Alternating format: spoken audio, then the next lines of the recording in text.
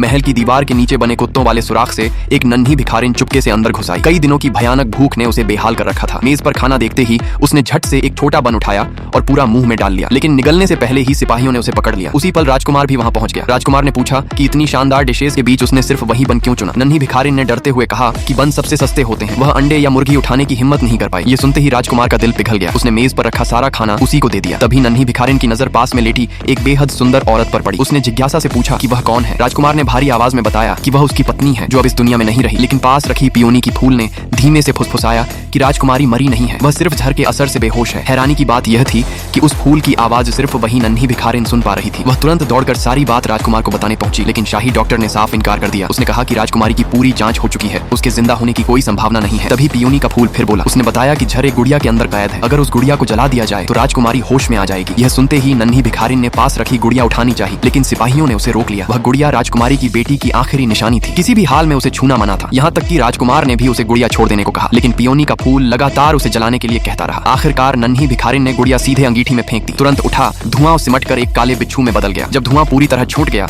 राजकुमारी ने धीरे धीरे आंखें खोल दी। भावनाओं से भरकर राजकुमार दौड़कर उसके पास गया और उसे गले लगा लिया। अपने सामने खड़ी उस छोटी बच्ची को देखकर राजकुमारी की आंखें भर आईं। उसी ने उसकी जान बचाई। राजकुमारी ने उसे अपने सीने से लगा लिया, लेकिन तभी उसके मन में ख्याल आया कि अगर उसकी अपनी बेटी जिंदा होती तो उसकी उम्र भी शायद उसी नन्ही भिखारिन जितनी होती। उसी पल राजकुमार ने उस बच्ची को गोद लेने का प्रस्ताव रखा। राजकुमारी ने खुशी से तुरंत स्वीकार कर लिया। उस दिन के बाद से नन्ही भिखारिन की जिंदगी पूरी तरह बदल गई। वह हर दिन खुशी से जीने लगी। अब उसे कभी खाने की चिंता नहीं करनी पड़ी।